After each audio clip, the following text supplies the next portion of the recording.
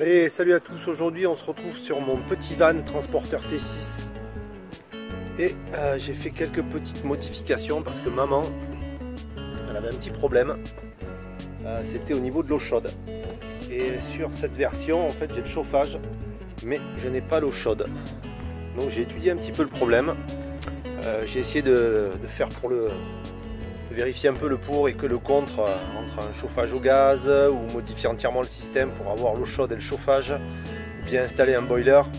En fait, le truc c'est que un boiler ça chauffe tout le temps de l'eau, il y a une très petite quantité et ça coûte quand même assez cher. Et une fois que c'est installé, ça pompe de l'énergie, ça pompe beaucoup d'énergie sur une batterie pour pas grand chose, parce que des fois on n'a pas besoin de grande quantité. Alors ce que j'ai fait dans ma partie ici, voilà, je sais pas si on voit, voilà. J'ai installé un chauffage au gaz que j'ai relié directement à la bonbonne de gaz qui se trouve à l'avant. Je lui ai mis une petite vanne ici, je sais pas si on va voir, il faudrait que je modifie l'angle. Voilà, j'ai mis une petite vanne là, donc là on a l'arrivée d'eau, l'arrivée de gaz.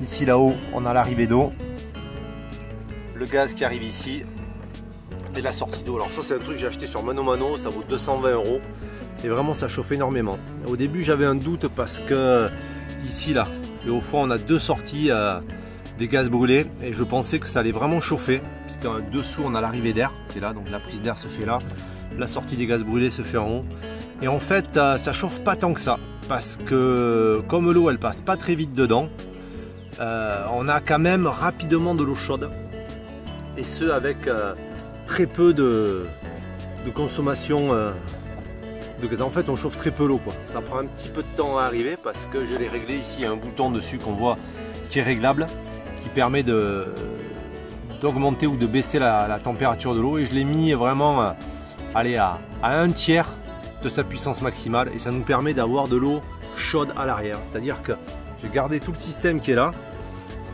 et ici tout ce système là qui vient se clipper ici. Voilà, et du coup quand j'actionne ici, ça allume et ça éteint l'eau automatiquement.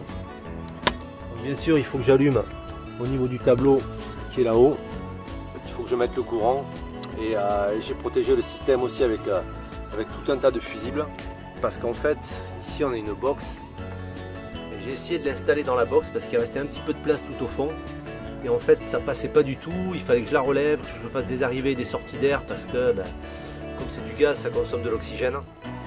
Et en fait, le meilleur moyen, c'était de l'installer ici. Dans ce petit emplacement, il passe pas parfaitement bien. Le seul truc, c'est qu'on peut pas vraiment régler l'eau, il faut le déplacer. Mais bon, ça sort et ça passe parfaitement bien. Donc voilà, pour 220 €, ça m'a pris une après-midi, un bout de tuyau de gaz, une vanne bien sûr là pour fermer correctement quand on s'en sert pas. Ici, il y a l'alimentation. Ici, le on-off. Donc en fait, voilà, même si je mets l'eau dans le véhicule, celui-ci est relié directement sur le circuit, c'est-à-dire je l'ai pris sur le circuit d'eau de la cuve qui est actionné par la pompe, c'est-à-dire la sortie de la pompe, mais il ne transmet l'eau chaude qu'à l'arrière, il ne transmet pas l'eau chaude à l'avant. L'avantage de ce système-là aussi, c'est que si on ne veut pas d'eau chaude, je ne l'allume pas, tout simplement. Donc l'eau va circuler naturellement à l'intérieur, on n'entendra rien. Si je veux de l'eau chaude, j'ai juste à pousser l'inter, ouvrir le gaz, et automatiquement il va s'amorcer et me donner de l'eau chaude. Voilà. Et c'est un arrêt automatique, c'est-à-dire que seulement quand il y a de l'eau qui circule à l'intérieur, il démarre.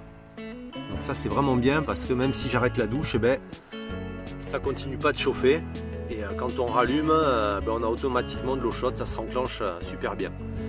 Donc là j'ai fait un test, j'ai tiré de l'eau juste histoire de voir combien de temps il fallait pour prendre une petite douche, et en fait ça n'a pas chauffé, on n'a eu aucun problème de surchauffe.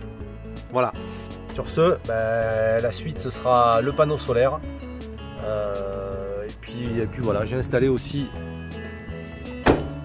ce petit porte-vélo qui coûte un bras aussi. Hop là, voilà, c'est le nouveau Fiamma, donc c'est assez simple à installer.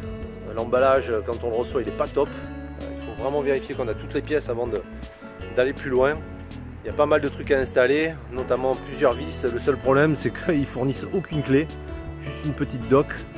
Donc il faut bien faire attention à le positionner correctement. j'ai aussi rajouté ces petits trucs là. Voilà, on va le voir là ici. Voilà, ça je l'ai acheté sur AliExpress, 55 €. C'est des protections parce que c'était tout le temps crade et comme il y a tout le temps du sable ou de la terre ici, ils nous avaient laissé la moquette qui est là. C'était tout le temps plein de sable, tout ça. Donc là maintenant un petit coup de balayette et c'est nickel. C'était fixé avec de l'adhésif, donc ça tenait pas trop, donc j'ai rajouté quelques rivets. J'en ai rajouté 4 et du coup ça tient super bien. Et ça tient juste par emboîtement, vous voyez, c'est juste pris ici. Je ferai un petit joint silicone propre après quand ce sera vraiment validé. Et là ça tient, on le voit là ici, juste avec le joint qui vient le plaquer. Voilà pour l'instant pour les premières modifs que j'ai faites. Donc c'est plutôt pas mal, ça marche super bien. À l'avant on a un tableau de bord qui est plutôt sympa, c'est une boîte auto, c'est vraiment le grand confort. Avant j'avais un Renault Trafic L2, j'ai toujours eu des Renault Trafic, mais là vraiment le confort, il n'y a pas photo quoi. Avant j'avais tout le temps mal au cul, et là c'est le grand paradis quoi. En plus c'est une version un petit peu custom, là ce orange il claque, c'est le orange vintage des premiers Volkswagen Transporter. Donc, je trouve qu'il a quand même une sacrée gueule. J'ai aussi monté, je me suis fait plaisir, j'ai changé les pneus. J'ai mis des Michelin Cross Climate qui ont vraiment un super grip et qui permettent vraiment d'adhérer sur tout type de terrain, aussi bien la terre, l'herbe, la gadoue, la neige, tout ça, parce que comme c'est quand même un véhicule avec lequel j'ai l'intention de pas mal voyager, j'ai préféré mettre le prix sur les pneus et être sûr d'éviter de pouvoir m'enliser à tout moment. Donc voilà pour cette petite présentation. Je vous ferai un petit tuto par la suite là, sur les panneaux solaires que j'ai reçus. J'ai tout reçu sur l'intérieur. J'ai aussi commandé des pare-boues qui vont à l'arrière pour éviter que la gadoue elle gicle partout sur les pneus. Et voilà, on se retrouve pour la suite. Et puis si vous avez des commentaires, n'hésitez pas. Ciao.